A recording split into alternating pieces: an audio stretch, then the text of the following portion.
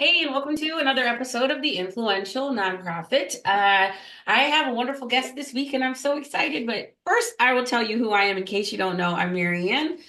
My company is Courageous Communication, and I work with nonprofit leaders to master the art of influence so they can ask for and receive all they want, need, and deserve without feeling um, ineffective, rejected, or pushy. And I actually just Dan, and I'm just going to introduce you to me, is that I help nonprofit leaders understand how their thoughts and feelings contribute to their everyday decision making so they can be more conscious leaders and actually get what they want. And I'm here with Dan Johnson with Next Level Nonprofits, and I feel like we're going to have a fantastic conversation, and we're best friends already. Okay. And I make best friends, everybody's on this podcast, but we're going to talk about the fears of breaking through our fears of fundraising. And I think this is has more of an impact that people want to realize or really want to believe that their fears can really play more of a role than they believe. And I'm going to set you up and then I'm going to set this conversation up. Okay. So, Dan is a four-time nonprofit founder. You're a former impact evaluator, nonprofit coach. You grew your first nonprofit to 10,000 volunteers nationwide in 3 years. Darn man. And you created federal and state policy change on numerous issues. You've been featured all kinds of places, the Nonprofit Communications Report, CNN, the Chicago Tribune. And so let's just say you know what you're talking about. Status achieved, status unlocked. And I want to share that in my work, what I find is that people want strategy. If I had the right tool, I would feel better. If I had the right script, I would feel better. If I had just this thing, then that would give me confidence. And it's actually the opposite, right? And I'm saying this first because I want a foundation for my mindset so I can tap into yours. That we build our confidence, we understand what limitations and barriers we need to work through. And then from that place, we create the tool or find the tool or whatever. That's what I do. And so, Dan, tell me what you do. What I primarily focus on is I help new nonprofit leaders get their first 250,000. But a big part of that, the first dollars are always the hardest, is basically what I would say. And we focus on the first dollars. But a big part of that is mindset changing and is mindset shift. And I'll give an example. So the first nonprofit that I ran, the People Against the NDAA, that was the nonprofit. We had 10,000 volunteers by the end of 3 years. Really great at creating these volunteer teams, really terrible at fundraising. And I think in the first year, now I was pretty young when we were running this. And so I had like my dad's Delta airline pass, and that allowed me to go all over the country for free. And then I like stayed in people's houses. And so I was pretty frugal. But we only raised like 3K in the first year of the organization. We only raised like 10 in the second year of the organization. And the mindset that I had was asking for money is icky, basically, Mhm. and or very hard. And why would I? We're always passive, and like people happen to be on the website and they saw our thing and they donated and it was cool. And there was no follow up, no nothing, like a lot of nonprofits. And somebody sat me down at one point and they said, Dan, you ask people all the time for their time. You have no regrets about asking people for their time. And time is irreplaceable. Once people give you their time, they're not getting it back. That's it. And you're not going to ask for money. Money's replaceable. They can get money back. You're asking them for something irreplaceable and they're giving it to you. And you're not asking for something that's replaceable and they could just give it to you. Why don't you start asking for money? And that mindset shift there that I had, that I was actually doing a harder thing, which was asking people to give up their time and their energy and their attention to what I'm doing. And all I had to do was just ask for money, had me start fundraising. And my next nonprofit, we raised quite a bit more money. Yeah, yeah. Okay. Um, if you've ever read the book The Soul of Money by Lynn Twist, okay, Hmm. so No. it's not a book about fundraising. It's a book about money and our relationship to money and not having money control us, but having us set the meaning and the purpose and the conditions for money. But she was a fundraiser. And so it's very interesting for fundraisers to read this book because it's meaningful on a whole nother level. She was it's called the World Hunger Relief Project. She was an amazing fundraiser.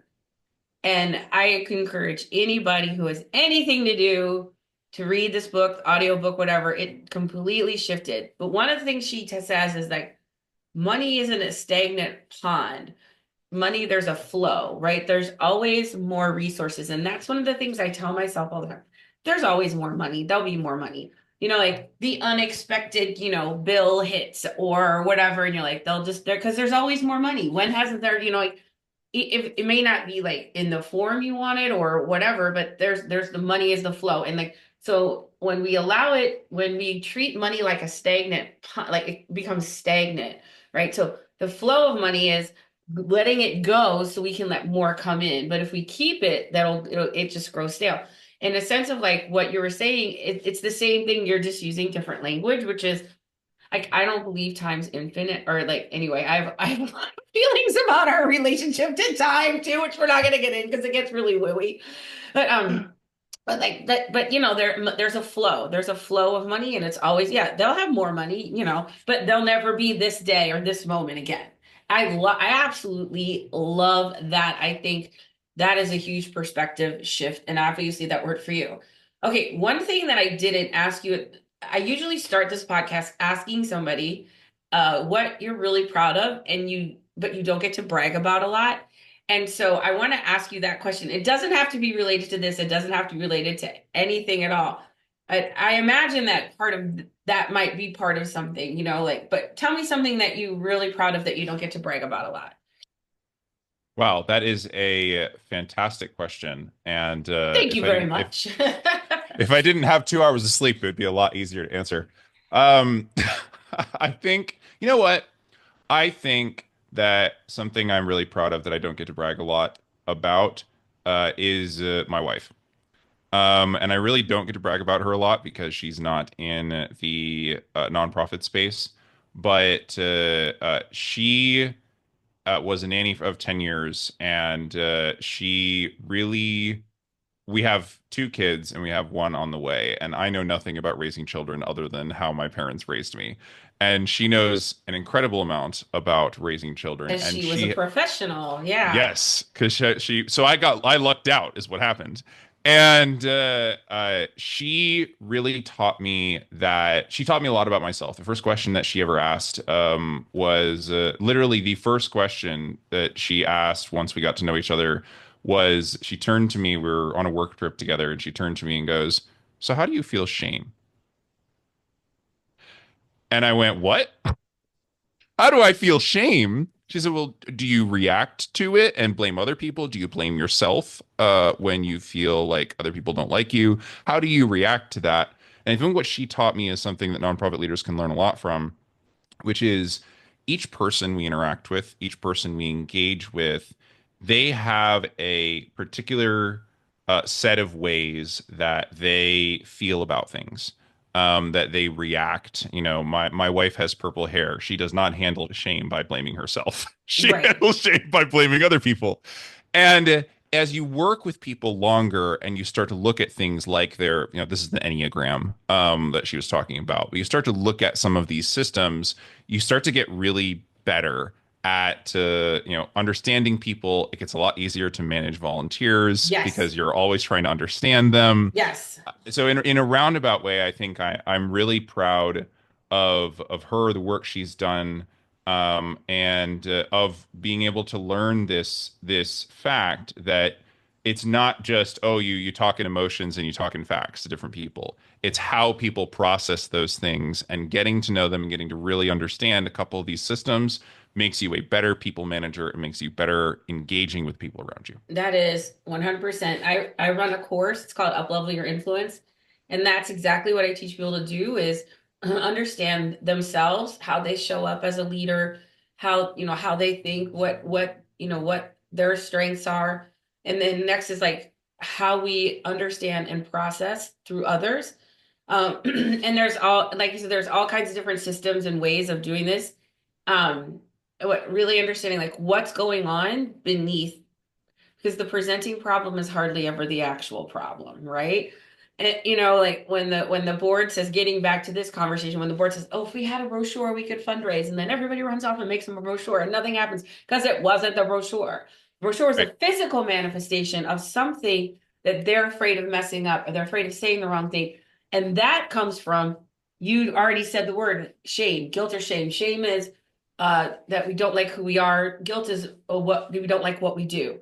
And guilt and shame drives almost every fear. Drives it because we will do anything not to feel those things.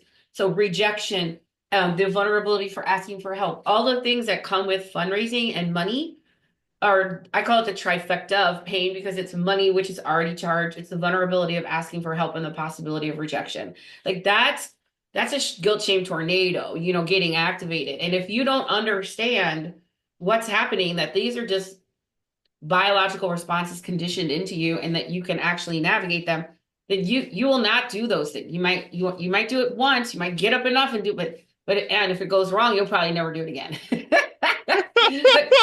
but there are ways that we can understand what's actually happening, or knowing the questions to ask to help people come understand for themselves, come to more awareness of themselves, of what's really happening, so that we can actually deal with the problem. I had somebody tell me a long time ago, I was hoping to avoid the drama. And I'm like, that's let's just reshape that story, because it's actually not drama. It's real feelings of that people have. This was not about fundraising. This was about a board that had a huge conflict, and they were gonna I mean, it was a mess. And I'm like, people want to be seen and heard. It's not drama. It's important that we process the pain, that we process the feelings, so we can get on the other side of them and actually get some crap done. Right. And I know you've probably seen good organizations go bad, good people leave just because they could not navigate something like this. One of my favorite tools for navigating something like this, and as a man, I had to be taught that feelings existed. Yeah. So we had to Except start anger, there. which you don't even think is a feeling. That's true. It's not a feeling, it's just being manly. Your sports team wins. Let's flip a car, man. Your sports team loses. Let's flip a Let's flip a car. I car. mean, it's always a good day for flipping a car. And they're like, men break the TV, and we're the emotional ones. You see women throw the TV out the window when their team loses. That's okay, because it's anger. Okay, I'm gonna stop now. I'm gonna stop. No, you're good. You're good. So, it does take a lot to think through, what are the emotions that are holding you back as a person? Because in so many ways, I mean, I think Layla Hormozi was talking about this. The emotions that we have are probably our biggest barrier as people who are looking to build nonprofits, who are looking to build effective teams. One of the most so I was in a high stakes negotiation this morning. One of my clients has a bigger nonprofit that is not operating within the value set of the nonprofit sector and is attempting to take some of their stuff. And you go into a meeting like that, and that's really intense. There's a lot of people who are looking to be served. There's a lot of stuff on the line. And what you want to do is you want to just go after them. How dare they? Why would you bother? Why would you do this? And there was a tool that I learned in when I was a trainer that is the Arbinger Institute's. We'll call it the box. I'm not sure if you're familiar with it. Mm-mm. So basically, the box is a thought exercise that you go through to help yourself deal with conflict with a person. And how it works, I'll summarize it briefly, but how it works is you sit down and you write down, how have I acted?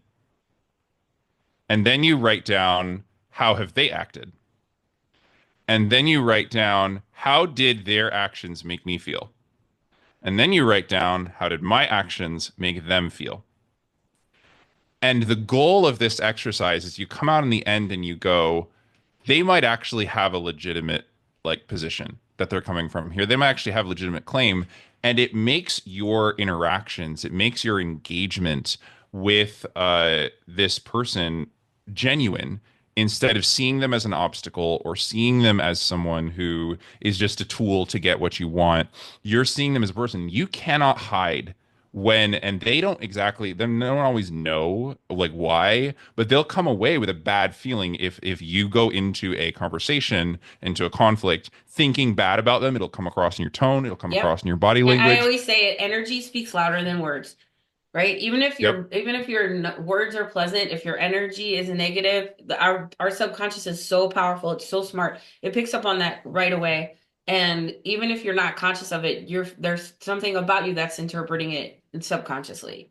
Exactly, exactly. And so, using a tool like the Arbinger Institute, they describe it in a fantastic book, which is my favorite business books are all written like novels. So you actually read a character instead of read a Gotcha. bunch of facts. And they explain this through numerous scenarios in there. But that tool of just sitting down, and it only takes me like 30 seconds. I don't even write it down half the time. But like I, on behalf of my client, was so angry at this organization. My client, not particularly fond of this organization. We go in and we estimated about a 10% chance of success. We came in with that mindset. We came in centering that other organization and what they wanted and what they needed and what their experience was. And I won't say it's a complete victory, but we came out of there with a lot more than we would Yeah, have, and it's a like a David and Goliath doesn't even begin to describe it kind of situation. And so it is a lot of recognizing that everyone is driven by both feelings and thoughts, hmm, including you.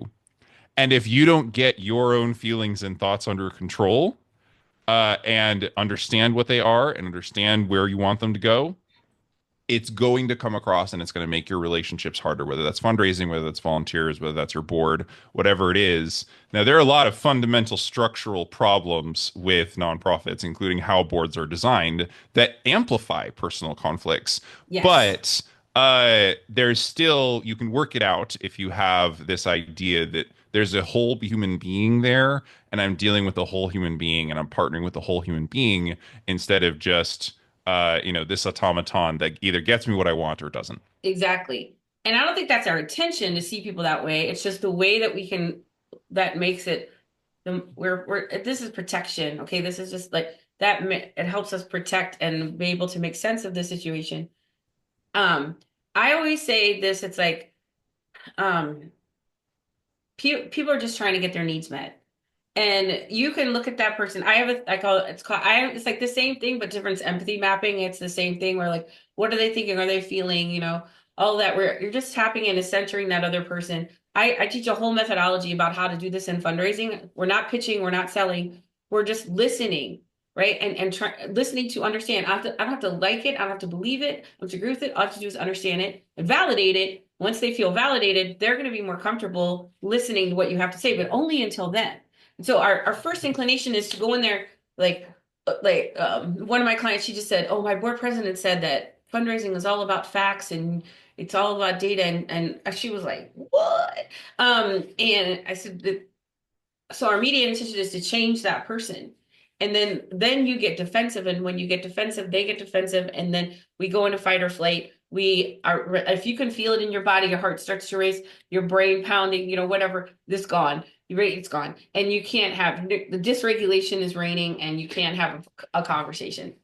And so Yeah. I would say, like, what can I get the needs met? I just want to share this really quick. I had this situation. I don't want to say too much because it's about one of my kids. And I don't want to talk about, let's just say that there was a legal matter we were dealing with. And I was in a court. And here's my kid. And he could be a hero, he could be a victim. Here, like, and I'm sitting in this courtroom and I was sitting outside the courtroom and I was in a deep, like, I was just like, closed my eyes and I sent love to the judge, to the prosecutor, to the defense, to everybody in that room to have their needs met. What would it look like for everyone to come out and not to see it as win, lose, oh, because this is juvenile. Anyway, and Yeah. so when I had that energy, because I didn't, it's already tense enough, right? Like, and so what if everybody in that court said, and actually the judge who was presiding said something to the effect of that. Like our goal here is to help everybody move forward in the most positive way possible. Like we're all actually working towards the same thing.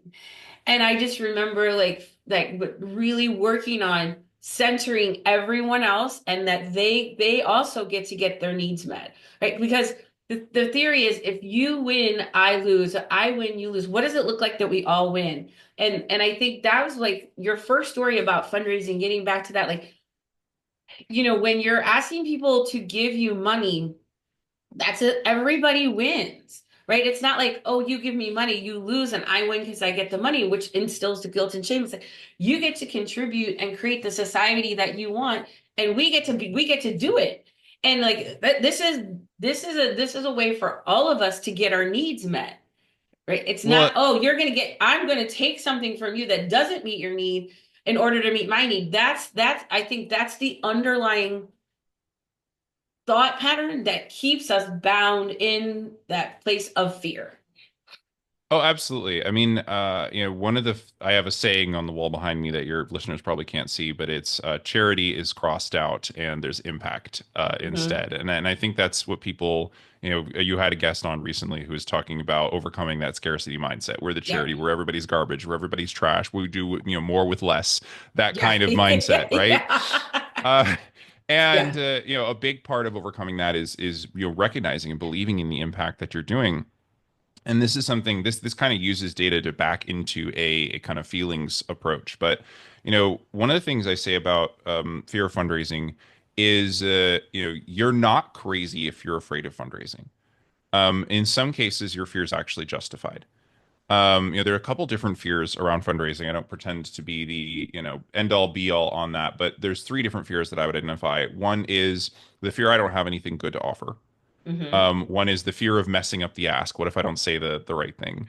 And another is the fear of no and the consequences of no. They're not just fearing no, they're also fearing like maybe they won't talk to me again, or maybe their Yes. family member is like, we bring it up at the family drama at the meeting, whatever. So, some of these fears are actually pretty rational. You don't want to go into a conversation with someone and offer them something that's not good because you don't want to be the person, even if they bought in. Like, how would you feel? I mean, I'm offering something that I know is crap. Right. And then they're like, they buy into it. Do you feel good? No, you're just No. like, now I've just taken money from them to do this. Yeah. So Like, that's what I talk about the difference between manipulation and influence. Influence is like, I want to what I want. I don't care. I don't care about you. I just want to get something from you. And influence is like, hey, it meets both our needs, right? And I think because that's why it is so scary because in our hearts we want to do right by people. And if you don't think that's something that's of course you're going to fear that. And you're right to say like fear is just our brain working. You know what I mean? Like if we didn't fear anything, like, imagine we would just drive off a cliff. I mean, like you don't want to. My goal is never to take away anything away. My goal is to help people navigate and understand it. Your fear is all. It's always going to be on the bus with you. It just doesn't get to drive. Right. But well, it's yeah. coming along and yep, you're here. Thank you so much because it's keeping me hungry. It's keeping me humble. It's keeping me focused. It's keeping me learning. And also, I also know that you're going to sit here and my Yeah, my higher self is going to drive. exactly. And one of the big ways that you can do that, there's a couple of different ways. One of my favorite approaches to get people to ask for more money. So let's just talk about asking for more money. So many Yeah. people are asking for $100 or $200 or $50 or anything you can do. That's my favorite ask. Just anything you can do. So many people are asking for nowhere near what they're worth. And what I want them to do is I want them to either with their donors or by themselves I want them to sit down and I want them to calculate the economic impact of what they do. Just give it a stab and calculate the economic impact of what they do. Because let's say my favorite example is a youth entrepreneurship organization because it's a straight line to economic impact. So, youth entrepreneurship organization, right? And let's say that you only help 100 young people a year. You're helping them start businesses. You how to help 100 young people a year go and start their own business. And you're terrible at it. And of those 100 young people, only 20 of them actually go and start businesses. Of the 20 that start businesses, only two of them actually create a business that hires 10 or more employees in your community. So out of 100 people, you have a 2% success rate. However, if they are businesses that have 10 or more employees, they're probably putting 5 to $10 million into the economy every year. For how many years? For 10, 20, 30, 40. Oh, wow, the number is going up. So now you've got, let's say, conservatively, you have $40 million of economic impact that you created with your organization because you got two young people out of your program to go be youth entrepreneurs. Why are you asking for $200? Yep. Right? Like you need Mm-hmm. to believe in the work you're doing. People have asked me before, straight up on like a conference call or panel or whatever, they're like, how do you overcome the fear of fundraising? And my answer is a little bit tough and it's a little bit brass tacks. But it's if you don't believe that what you're doing is worth raising money for, get out of nonprofits because there are a lot of people who do believe what they're doing is worth raising money for, and they should be getting that money.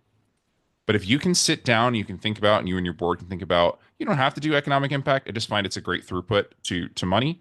Um, if you think about what is the actual impact of what we're doing here, and what is that worth? You'll start asking for more money. You'll start talking to more people. You'll fix that little internal fact that your fear is based on.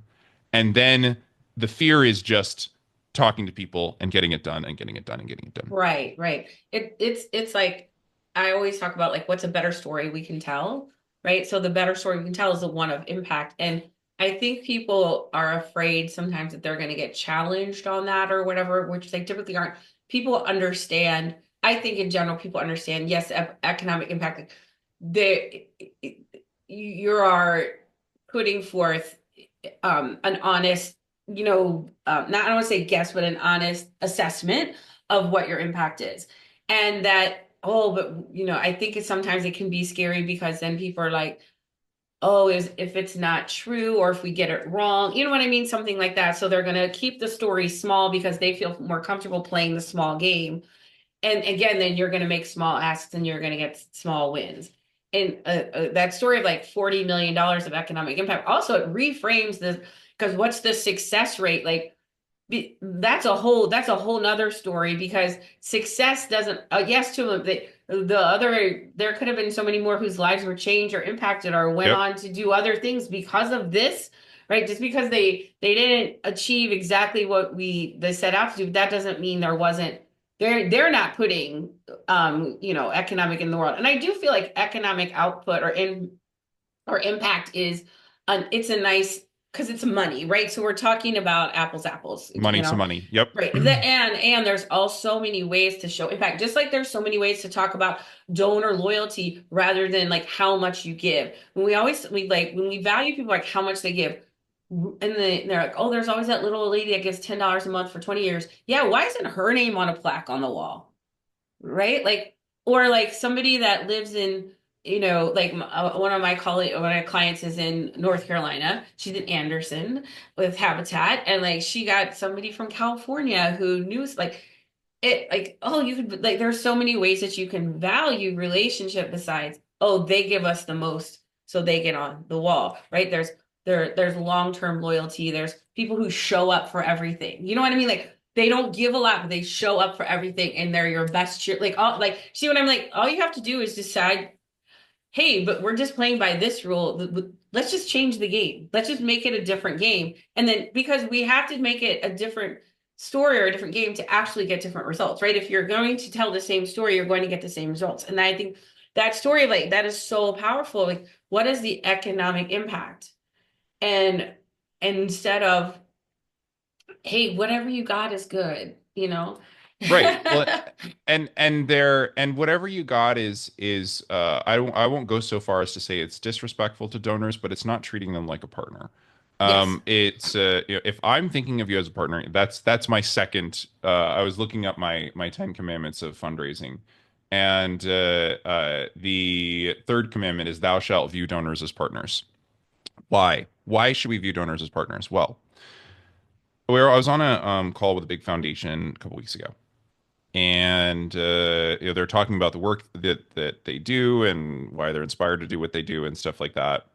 And the my client was talking about the work they did, and the foundation said something really interesting that I think every donor, particularly every major donor, believes, which is they said we can't do the work ourselves, so we fund it. This is something I want people who are raising money to understand. Your donor wishes they were in your shoes.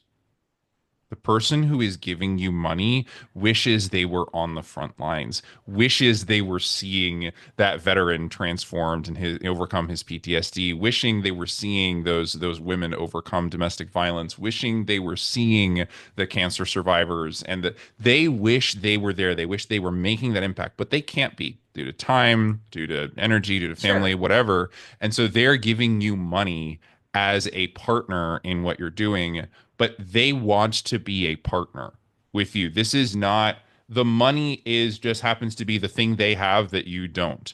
But they want to see the work that you're doing. They want to connect you with a volunteer. They want to connect you with a partner organization. They want to show up and be there and watch something happen. They're your partners. And when you understand that, you approach fundraising a bit differently.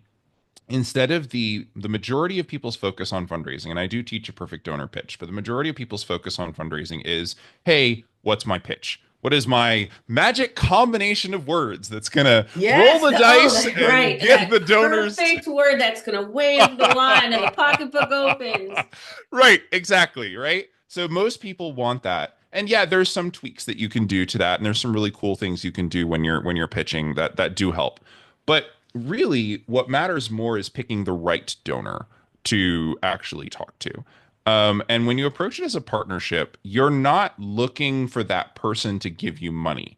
You're looking to see if that person is a good person to give you money. Do they align with the vision? Are they on board? Are they excited with what you're doing?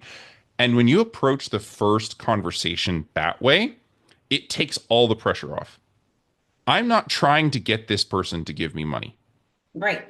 I'm trying to see if this person is a good partner for me. I say that all the time. Relationship first and the money will follow. And I'm here to build aligned relationships because there's a lot of ways that people can support you that may or may not have it could be money, it could not.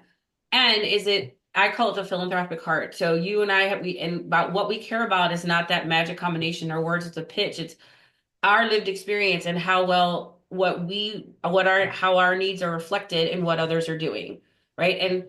As a potential donor, I'm evaluating that. Is this something I'm interested in? Is this something that has meaning for me? And then and it could be yes, it could be no, either way. And that's one of the things I coach people on too is like it's not about getting somebody to do something. It's creating a relationship. And if they fit, great. If not, let them go. And I think that's one of the things that people do. They hold on to everybody they meet because they're afraid to let them go because they're afraid that I got to get this person to do it because I don't know where the next person's coming from. And they wind up spending a lot of time on people who are never going to do it because they either don't want to hear the no, the person doesn't want to say the no because they're too polite. One of the things I teach people to do is the best way to get somebody to say yes is give them the ability to say no, right? Hey, whatever, I'm here to just connect with you. If it's good, yeah. If not, that's totally okay. Whatever you decide is totally okay. I'm here to help you make an empowered choice. If that's moving forward, great. If not, that's okay too. I want to help you do what's best for you. And people go, oh, okay. I don't have to get anybody to do anything. It's amazing. It's so freeing, you know? It's just like, But oh God. And it's so much more fun. believe it or not, but if you are sitting in a conversation, some people don't know how to like broach the topic of money with someone, Yeah. and if they're sitting in you're sitting in a conversation with someone who you are evaluating as a potential partner for you in your organization, and it's not immediately obvious that money's on the table, so they're like an individual, they're not a foundation, whatever. Yeah. The way you approach it is just be honest. Hey, I want to connect with you. I want to learn more about you and what your vision is for this community and see if we align. At the end of this process, I would like to ask you for money to support the organization if I think we're a good fit. Are you okay with that? Yeah. And they will tell you, yes, I'm okay with that, or no, I'm not. and you eliminate that sinking feeling that you're sitting there talking to this person about everything except money, and you really want to talk to them about money, but you were honest with them and you got their permission to talk to them knowing that there might be a monetary ask at the end if there's a fit. Treating your donors as a partner, I as love it. someone who might actually want to be involved with you is so key. And you ask them for that. That's a term's called micro commitment, where you're asking people for permission to move them through. And what if it's okay? I'd love to talk to you about this program that, from what you're telling me, sounds like it might be, you might find really, engaging or whatever. And they go, oh yeah, sure. And they'll probably say yes. Um, and it's okay. And I always say, I have no attachment. Whatever you decide is totally okay. Because sometimes they'll say yes because they don't want to disappoint you. So I train people like, because I want the honest answer. Because I don't need you to lie to me. You know what I'm saying? Right. Because then we get into these situations, I call them fantasy relationships, where now we're all just pretending because we don't know how to say no. Because I'm too nice to say no, and you don't want to hear it, so you're not, and the round and round and round it goes, oh, hit me up next month, and then next month, oh, hit, like, because they don't know how to say no, because they don't want to disappoint you. It saying no makes them feel uncharitable. It makes them, and so I'm giving them permission. Like, if it's not the right fit, that's cool. If it is, let's talk about it. I love what you said. Like, at the end of this, if it makes sense, I would love to talk to you about a gift. Would that be okay? You know, or at the end of this, I'd love to talk about a gift. We can decide then if that makes sense. You know what I'm saying? Like, I'm Hmm. not sure either way, but I could play with that. I call that a pre-frame, and that's what I train people to start conversations with, where you actually throw up, hey, here's what I like to have happen. And then so it gets people to relax into the conversation. Oh my God, this is so good. We we have to do a panel or something. We Let's did not get enough time here. I know. We have to like submit an icon or something, because you and I could rule the world. I'm convinced. You know, I have to tell you, my background is marketing and communications. What I realized is, like, what was keeping people from really raising their profile and connecting with the right people wasn't the right message, it wasn't the right story, it wasn't the right brand. It was their ability to raise their standards and raise their profile. And really ask, stand in the value. And that's what you're really asking people to do, is stand in your value, right? Hold that value, hold that standard. When we raise our standards, people either rise to meet them or they'll fall away. And it starts with that individual, like I said, not just saying, oh, can you give me whatever you have? It's like, hey, we're worthy of investment. Big brothers, big sisters over in St. Louis, they were my client for a long time. And when I worked for this company called 501 Creative, and their fundraising was, they were $1,000 minimum investment, and they didn't do any events. They, they don't do galas. Not they look for long-term investors and they start at 1,000, and that was their whole focus. And because they held a standard, and you're like, well, what if it was 500? As soon as you lower that standard, resentment. Yeah, I kind of want to speak to everyone who is in the nonprofit space right now and who has made it to the end of a podcast episode. Congratulations, you're in like the top 30% or whatever. But This one was I, good. Everyone's staying to the end of this, even if they're at I like two times speed. Okay. yeah, I kind of want to speak to you guys because, I come from politics. I'm a movement builder. That's what I did in politics. And my big thing is, how do we make the biggest impact on the largest number of people the fastest? And what I determine coming from politics is that nonprofits are that place. Why? Why? Because the vast majority of the problems that we face today are problems nonprofits are positioned uniquely to solve. Their homelessness, their lack of affordable health care, their lack of affordable mental health. They're issues where people who don't have the money to solve it themselves need someone else to help them and work with them to solve it. And those are the issues that the country cares about right now, that people in this country care about. You know how much bad news and awful news and chaos is regularly streamed on the news and is regularly out there, and how many people think that America's going in the wrong direction, all that stuff, and they're looking for another chance, another opportunity. You have so many people around you who just want to be a part of something good.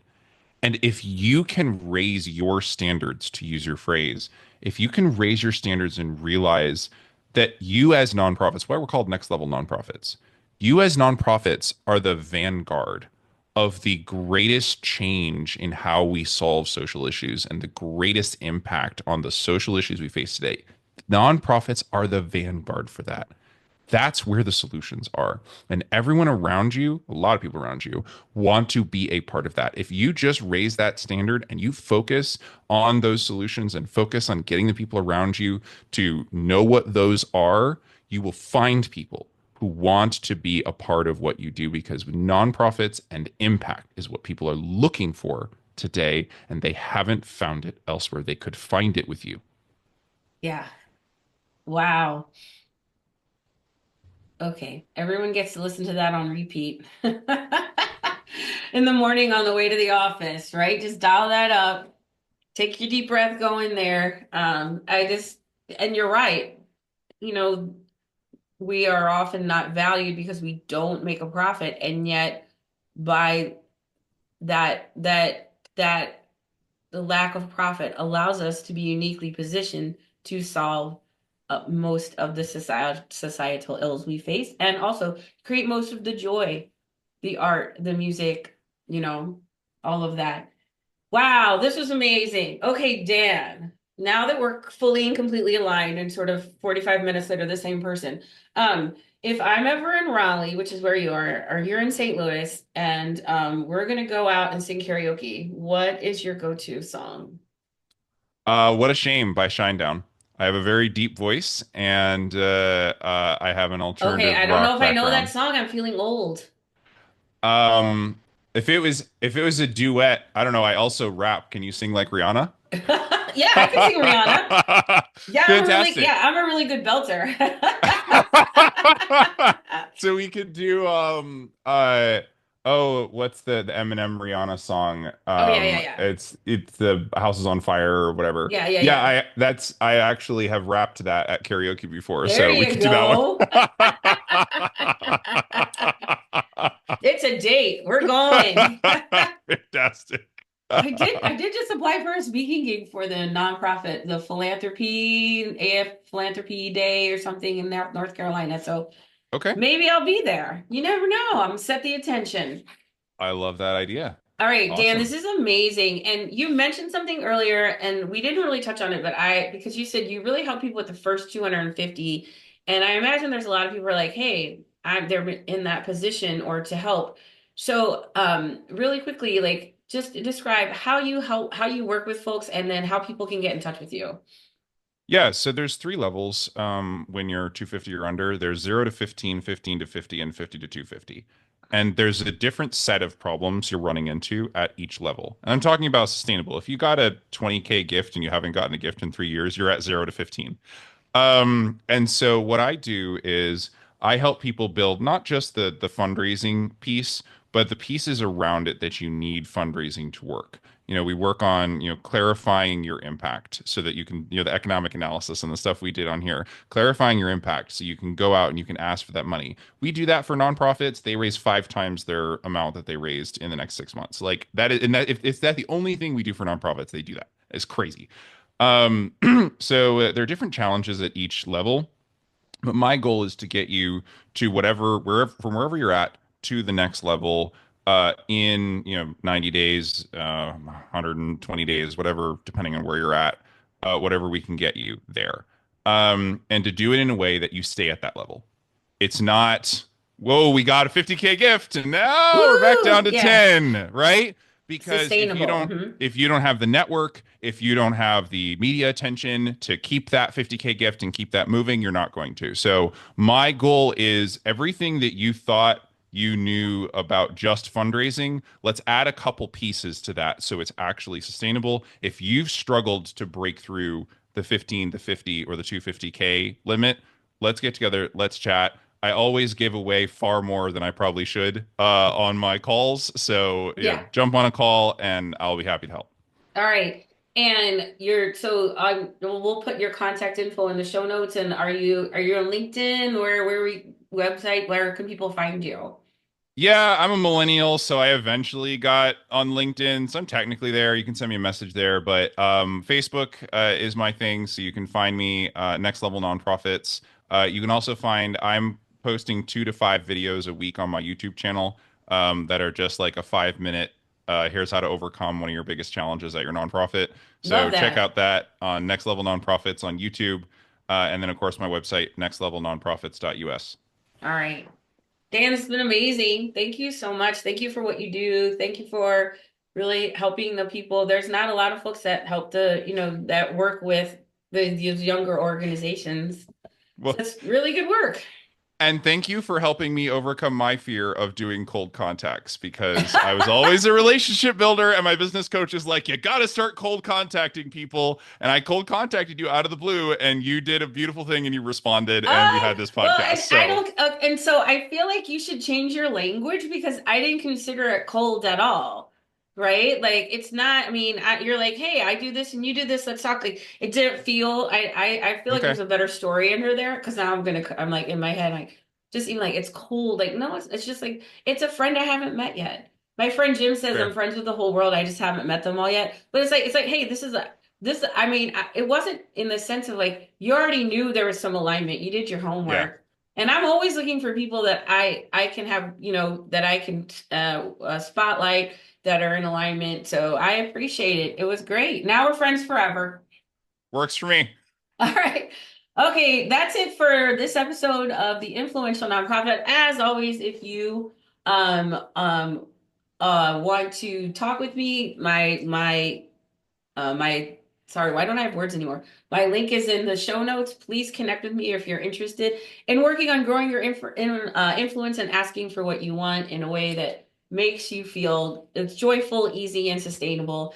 And we'll see you next time on the Influential Nonprofit.